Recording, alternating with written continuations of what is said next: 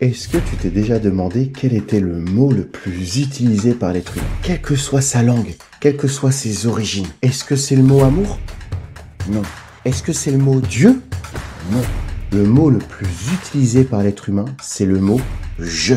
C'est un mot basique, classique, qu'on utilise un nombre incalculable de fois au quotidien. Pour nous, ce mot, c'est une évidence. On n'y réfléchit pas, on ne le médite pas. Et pourtant, derrière le mot « je », il y a un mystère, il y a une puissance. Derrière le mot « je », il y a un enjeu.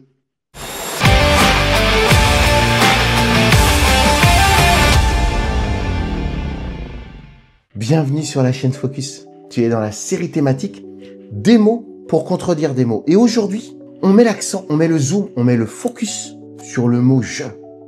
Tu sais, dans Focus, on croit qu'il y a de la profondeur dans la parole de Dieu. Et on croit aussi que nos mots, que chaque mot a une puissance. Alors le mot qu'on utilise le plus au quotidien, c'est un mot qu'on doit connaître, on doit en saisir la profondeur, on doit recevoir la révélation de ce « je ». Eh bien, c'est ce que je te propose dans cette vidéo. Reste bien tout au long, j'en suis certain, tu vas être béni et tu vas croître dans ton identité. C'est tellement important parce que ton « je », c'est ton identité. Mon « je », c'est mon identité. Et reste même après la vidéo, je vais te proposer un bonus dans lequel, humblement, par la grâce de Dieu, je vais t'apporter un outil pour que ton « je » soit le « je » selon le cœur de Dieu. Alors, je te propose, dans cette vidéo, qu'on parcourt l'histoire du « je ». La partie 1, ses origines, l'origine du « je », sa racine, sa genèse. La partie 2, le « je » d'aujourd'hui. Et la partie 3, le « je » de demain, son avenir, ce à quoi il est appelé. Si tu es OK, prends ta parole, on va voyager et on va recevoir par sa grâce et pour sa gloire une plus grande portion de révélation et de bénédiction. Partie 1. Le « je », ses origines. Évidemment, quand on parle de la Genèse, on doit aller dans la Genèse, dans le commencement. Rappelle-toi, dans la parole, il est écrit que Dieu forme le corps de l'être humain à partir de la poussière. C'est le corps. Puis il insuffle son esprit. Dans ce corps, c'est l'esprit. Et cet esprit et ce corps, ensemble, forment une âme vivante. L'homme devint une âme vivante. C'est ton « je », c'est mon « je ». C'est ce qui fait de nous un être humain. C'est ce qui fait de nous un être vivant, un être unique, un être spécifique. Tu es unique, tu es spécial, parce que tu as une âme, parce que tu es une âme vivante qui résulte d'un corps et d'un esprit. Alors on comprend que cette âme vivante, ce « je », est le fruit des deux, et donc, par extension, est influencé par les deux. Dans le jardin d'Éden, tout est en osmose parfaite. L'homme est à l'image et à la ressemblance de Dieu. Son âme est donc spirituelle, car c'est l'esprit qui prédomine. Rappelle-toi, si l'homme est à l'image et à la ressemblance de Dieu, Dieu est esprit, alors l'homme est esprit. Et l'âme, donc du coup, son « je », le « je » est une âme tend vers l'esprit. C'est ce qu'on appelle une âme spirituelle. Tu le sais aussi, dans le jardin d'Éden, il y a le péché. Il y a ce qu'on appelle la chute. Je te le redis, l'homme et la femme ne sont pas tombés d'un arbre. C'est pas ça la chute. La chute, c'est une chute intérieure. C'est l'état de son âme. L'état de l'âme d'Adam et Ève qui chute. L'âme qui était tirée vers le haut parce que elle était dans une osmose parfaite avec Dieu, donc une âme spirituelle, cette fois-ci chute et tombe vers le bas. C'était le plan et l'objectif de l'ennemi. Elle chute, elle devient une âme naturelle, qu'on appelle une âme charnelle, car Satan savait qu'une âme charnelle empêchait l'homme,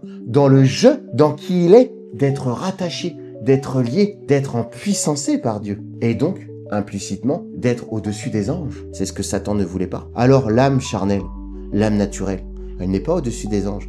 Elle est liée à la terre, aux choses d'en bas. Ça, c'est ce qui se passe pour ton âme, pour ton « je » dans le jardin d'Éden. Et du coup, Adam et Ève sont expulsés du jardin d'Éden. Et ils vivent dans une âme qui devient de plus en plus charnelle, gangrénée par le péché. Et pour comprendre cet état de l'âme tripartie, tridimension de l'être humain, on a l'exemple magnifique dans l'Ancien Testament du tabernacle.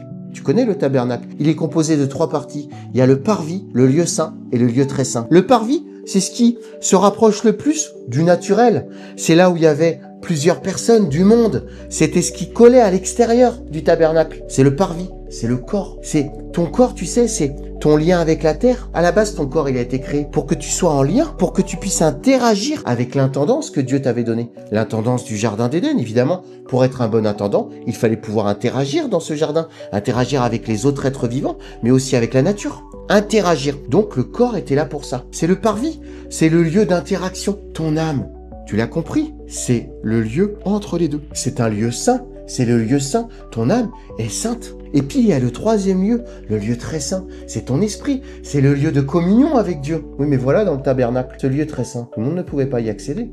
Pourquoi? Parce qu'il y avait un voile qui séparait le lieu saint du lieu très saint.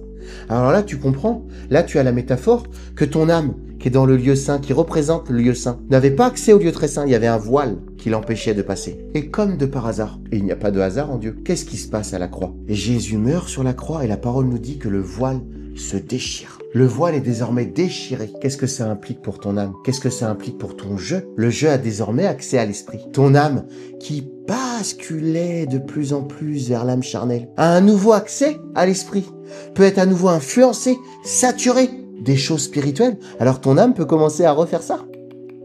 N'est plus limité à un jeu charnel, il peut désormais à nouveau, tel Dieu t'a créé, devenir un jeu spirituel. Et on comprend dès lors tout l'enjeu derrière le jeu. Et c'est la partie numéro 2. Aujourd'hui, nous chrétiens qui sommes revenus à Christ, nous qui ne sommes plus éloignés de Dieu, nous qui sommes pardonnés, justifiés, nous avons accès au lieu très saint. Le Saint-Esprit est venu siéger dans notre esprit. Alors notre âme, elle peut être influencée, elle peut être saturée. Quelles conséquences ça a pour mon jeu? Ce jeu que j'utilise quotidiennement, constamment, il reflète qui? Est-ce qu'il reflète une âme qui est encore charnelle? Qui est encore dans l'ancienne créature? Comme si elle n'était pas morte à la croix? Comme si elle n'était pas ressuscitée? Ou est-ce que mon jeu reflète une âme spirituelle, enrichie, bénie, renouvelée, parce que morte à la croix et ressuscitée, comme Jésus-Christ? Elle est où mon âme? Il est où mon jeu? Et regarde au quotidien, et je vais te prendre un exemple à travers les 3 verbes primaires, les 3 verbes qu'on conjugue le plus au quotidien.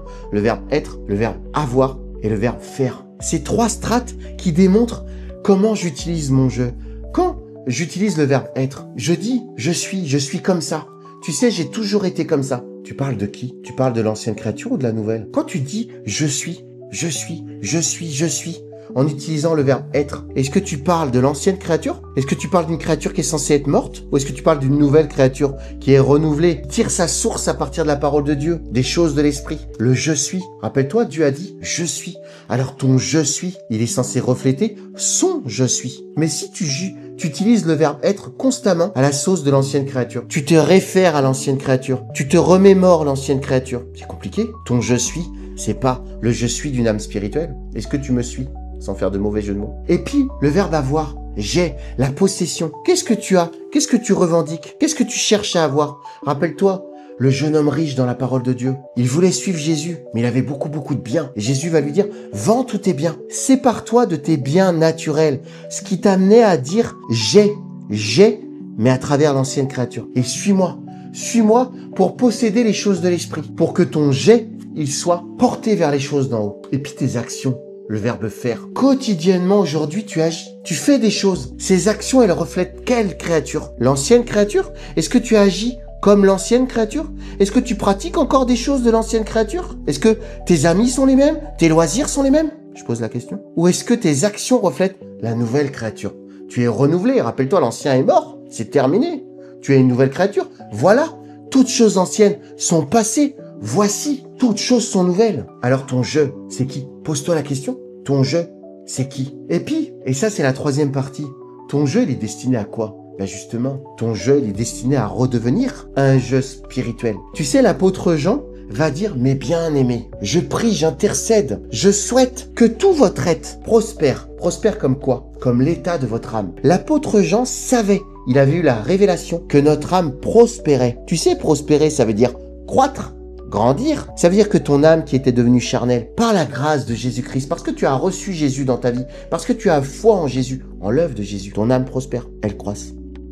Elle devient une âme spirituelle. C'est ça notre destinée. L'enjeu ici-bas de notre vie, il n'est pas tant dans notre corps. Il est clair que le corps retournera à la poussière. Notre corps, ce corps-là, il restera à la terre. Que là-haut, on aura un corps céleste. La parole le dit. C'est pas le corps, ton enjeu. Et pourtant, on passe tellement de temps à chérir notre corps. Attention, il est bon de le chérir comme un instrument pour Dieu, comme un moyen d'interagir, parce que c'est pour ça qu'il a été créé. Mais ton enjeu, c'est pas le corps. Ton enjeu, c'est pas l'esprit. Dieu a soufflé son esprit quand il t'a créé, et quand tu expireras, quand tu partiras ici-bas, il va réinspirer ton esprit. Ton esprit va retourner avec Dieu. Mais l'enjeu, c'est ton âme. Ton âme, elle doit pas être charnelle, elle doit être spirituelle. Elle prospère normalement. Mais elle prospère aussi avec la manière dont tu vas pratiquer ton jeu. Parce que c'est ton identité. Imagine si constamment tu utilises un jeu, un mot à longueur de journée, mais que ce mot, tu l'utilises à travers l'ancienne créature. Une âme charnelle.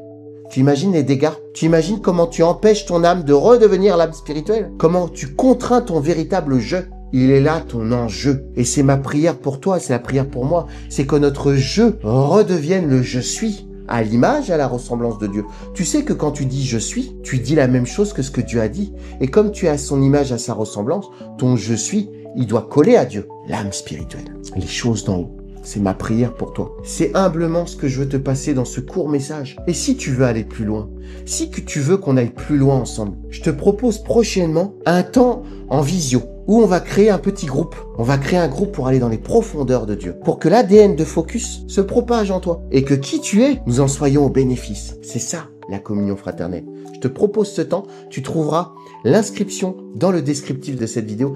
D'ores et déjà, je me réjouis des bénédictions qu'on va vivre et des plus grandes révélations qu'on va recevoir en Jésus-Christ. N'hésite pas à commenter. Partage-moi, est-ce que tu avais pris conscience de ce jeu? Est-ce que demain, tu vas utiliser le jeu différemment? Puis si c'est pas déjà le cas, abonne-toi.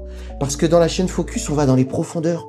Et Dieu nous fait grâce de partager sa vérité par son esprit. Alors tu vas pouvoir retrouver toutes les vidéos qu'on a déjà tournées. Et je m'attends à ce que tu sois béni. Je prie pour toi. Que ton jeu, que ton âme prospère. Prospère, prospère, prospère. Et que tout ton être s'aligne à cette prospérité. Dans le nom puissant de Jésus-Christ. Ne quitte pas encore. Reste avec moi.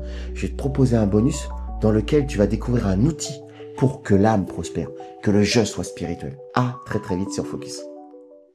Tu as bien fait de rester dans ce temps bonus qui fait suite à la vidéo L'enjeu du jeu. Et oui, derrière ton jeu, il y a un enjeu. Et pour favoriser, pour gagner cette bataille du jeu, que j'ai envie d'appeler comme ça, je te propose d'être le plus souvent possible à jeun. Tu as vu comment ça s'écrit à jeun? Je et un. Quand tu jeûnes, tu permets à ton jeu de ne faire qu'un, d'être le jeu unique que Dieu a créé. Alors favorise des temps de jeûne. Le jeûne, ça crucifie l'ancien, ça crucifie l'âme charnelle. Le jeûne, elle est à destination de ton âme. Le roi David le disait très bien, c'est l'âme qui est au bénéfice d'un jeûne. Le jeûne vient crucifier l'âme charnelle pour faire prospérer l'âme spirituelle. C'est le but et la pratique d'un jeûne, que ton jeu soit un avec Dieu. Alors je te bénis d'ores et déjà par une multitude de jeûnes dans ta vie. Que le Saint-Esprit te conduise à des jeûnes parce que c'est lui qui doit t'y conduire. Et que tu puisses être au bénéfice de ces temps à jeun. Car il y a de l'enjeu derrière ton jeu. Sois puissamment béni et je te dis à très vite sur Focus.